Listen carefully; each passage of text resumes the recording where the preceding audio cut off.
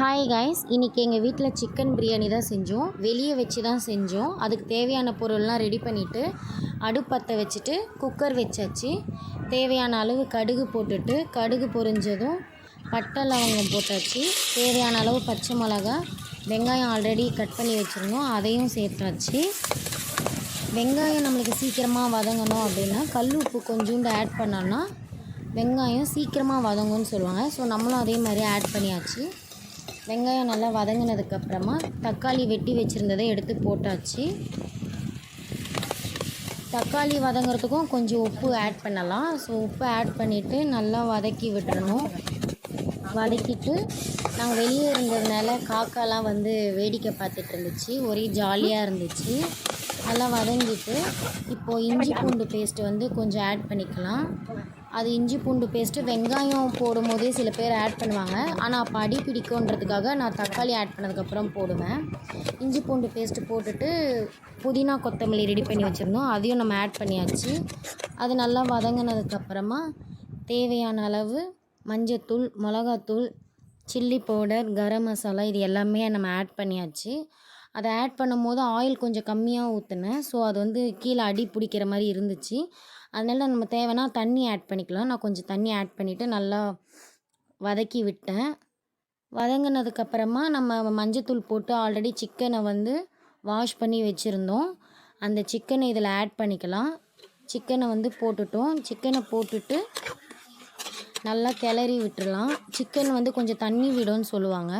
So அதுக்காக நல்லா கிண்டிட்டு கொஞ்சம் குக்கரை வந்து சும்மா மூடி வச்சுருந்தோம். ஒரு 5 மினிட்ஸ் மூடி வச்சுட்டா அது நல்லா கொஞ்சம் வெந்து பபுள்ஸ்லாம் வரும். அந்த பபுள்ஸ்லாம் வந்ததுக்கப்புறமா கொஞ்சம் நல்லா கிண்டிட்டு நம்ம ஆல்ரெடி எவ்வளோ தண்ணி வேணும், எவ்வளோ அரிசின்னு சொல்லிவிட்டு அரிசியெல்லாம் வாஷ் பண்ணி வச்சுருந்தோம்ல, அதை வந்து தேவையான அளவு தண்ணி ஊற்றிட்டு அந்த அரிசியெல்லாம் போட்டாச்சு. அது நல்லா கிண்டிட்டு உப்பு காரம் இருக்கா அப்படின்னு சொல்லிட்டு பார்த்துட்டு ஆல்ரெடி எக்கு வந்து நாங்கள் பாயில் பண்ணி வச்சுருந்தோம். சரி இது உள்ளே ஆட் பண்ணிடலான்னு சொல்லிட்டு நல்லா அதை கீரல் போட்டுட்டு பிரியாணி இதிலே போட்டாச்சு. உப்பு காரெல்லாம் பார்த்து முடிச்சுட்டு குக்கரை மூடி வச்சாச்சு. குக்கர் வந்து இதில் வைக்கிறதுனால ஒரு 10 மினிட்ஸ் வெயிட் பண்ணிவிட்டு அதை எடுத்துடலாம். அதுக்குள்ளே நாங்கள் வந்து சிக்கனுக்கு வந்து மசாலாலாம் போட்டு வச்சுருந்தோம் ஃப்ரை பண்ண. கடாயில் எண்ணெய் ஊற்றி ஃப்ரைக்கு எல்லாமே ஆட் பண்ணிவிட்டு ஃப்ரை பண்ணி எடுத்தாச்சு. ஃபைனலி ஓரளவுக்கு எல்லா வேலையும் முடிஞ்சிருச்சு.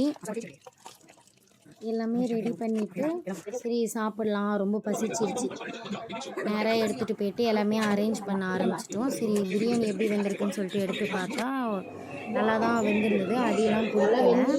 சாப்பாடும் உதிரி உதிரியாக தான் வந்துருந்துச்சு. ஸோ சரி வெந்திருக்கா அப்படின்னு சொல்லிட்டு அரிசியை நல்லா உடச்சி கையில் எடுத்து பார்த்தேன், நல்லா தான் வெந்திருந்துச்சு. ஸோ நல்லா இருந்துச்சு. So chicken fry, raita, biryani, egg எல்லாமே ரெடி ஆகிடுச்சு. நானும் அம்மா மட்டும்தான்.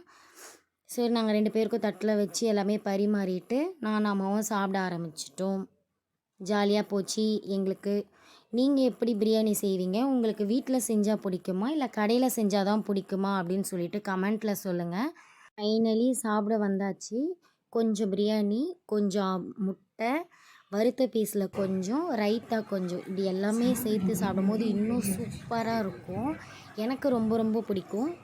உங்களுக்கு வீட்டில் செஞ்சால் பிடிக்குமா இல்லை கடையில் செஞ்சால் பிடிக்குமான்றதை கமெண்ட்டில் சொல்லுங்கள். மறக்காமல் நம்ம சேனலை சப்ஸ்கிரைப் பண்ணுங்கள். எனக்கு பர்சனலாக வீட்டில் செஞ்சால் தான் ரொம்ப ரொம்ப ரொம்ப பிடிக்கும். தேங்க்ஸ்.